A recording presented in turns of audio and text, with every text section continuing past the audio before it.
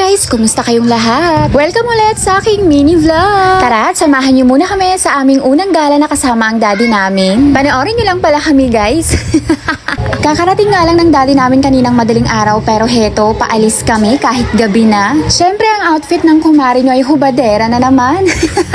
Masanay na kayo kasi kahit bilbilan ng kumari nyo ay mahilig sa crop top. Mag-aalas 7 na nga yan ng gabi nung tapos na kami magbihis lahat. Kahit nga ilang oras pala yung pahinga ng daddy namin at tulog ay nag-aya siya na pumunta nga muna daw kami sa SM Fairview. At talaga naman kung kailan paalis na kami bigla pang bumuhos ang malakas na ulan. Nag-grab na nga lang din kami dahil ilang oras na lang din ang ilalagi namin sa SM Fairview. Buti na lang malapit lang naman yung pinanggalingan ng nabook namin na grab. Kahit nga alanganin na yung oras, gumora pa din kami kasi nagkikrave ang daddy namin sa Chowking. Maulan tapos nagkataong rush hour na din kaya ayan, traffic, sobra. Anong oras na kami nakarating ng SM Fairview at ilang oras na lang talagang ilalagi namin. So ayan, pagpasok nga namin sa loob, chinek agad ng daddy namin kung saan yung pinakamalapit na Chowking. At yun talaga ang crave niya. Diyos mio, parang naglilihi lang. Ang madalas nga lang daw nila na makainan doon ay McDo kaya naumay na siya. Tapos isang kainan nga lang niya daw, burger at fries lang yon pero 700 plus na. So ayan, dikit na dikit si Samira sa kanyang daddy. Pinagdadamot pa nga niya, ayaw na ayaw niyang kinikis ko si daddy niya at niyayakap. Diyos mio. Hinahayaan ko na nga lang din na maglambing sa daddy niya dahil saglit lang naman ang bakasyon ng daddy niya at siguradong mamimiss niya pag ihahatid na naman namin ang kanyang daddy sa airport. Ayan naman ang kuya Cypher namin. Ayan, hindi naman siya masyadong umiiwas sa camera ngayon.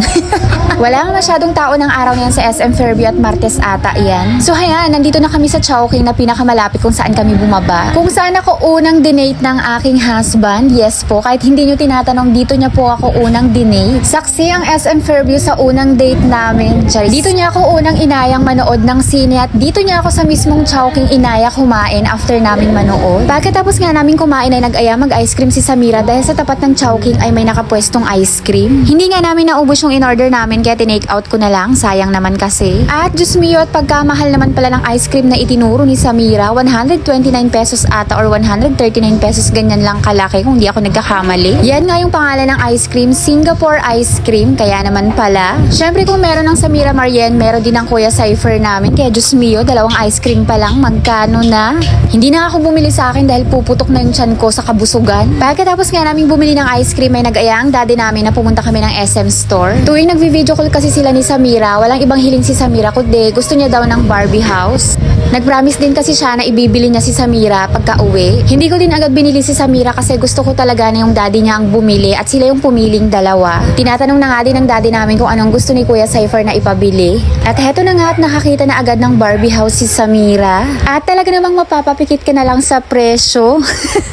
Pero syempre ang daddy naman namin ang magbabayad at matagal-tagal talagang hinintay ni Samira to. At heto nga't nakakita pa siya ng isa at nahihirapan siyang mag-decide kung ano yung pipiliin niya. At sa huli na bago yung desisyon niyang Barbie house, ibang character yung napili niya. Tinanong ko nga siya ng ilang beses para sure at yan na nga talagang kanyang napili. Ang Kuya Cypher naman namin ang pinabili niya lang sa daddy niya ay badminton. Diyos mio, konting oras na lang magsasarado na ang SM kasi nagtatakip na yung mga ibang store. Binayaran na nga din namin agad kasi nandito pa kami sa loob, baka masaraduhan kami. Syempre yung take out kong Chowking baka makalimutan ko, sayang. So hayan, pagkatapos kong magbayad ay nilagyan na ng sticker yung napili ni Samira na kanyang laruan. Tignan nyo naman kung gaano siya ka-excited at nag-aya na nga umuwi agad. Diyos mio. Pagkatapos nga namin palagyan ng sticker yung badminton ni Cypher at laruan ni Samira ay umalis na rin kami at lalabas pa kami. At ayan na nga at nakatakip na lahat ng paninda ng mga store. Closing na at nag-iipon-ipon na yung mga sales clerk. Naalala ko tuloy dahil na-experience ko din maging outright sa SM. Naging sales clerk nga din ako sa SM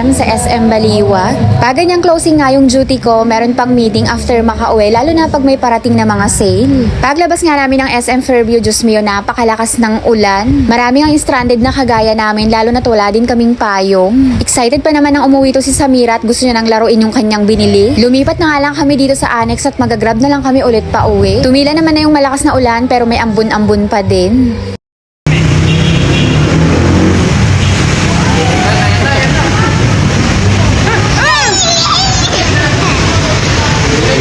Diba, ninanakawan ko nga lang ng kiss ang kanyang daddy pero umaayaw siya. Medyo natagalan nga dumati yung grab na nabook namin kasi nga siguro traffic tapos umuulan pa. 10:30 na nga ata kami ng gabi nakasakay. Kaya gabi na din kami talaga nakauwi, halos 11 na din.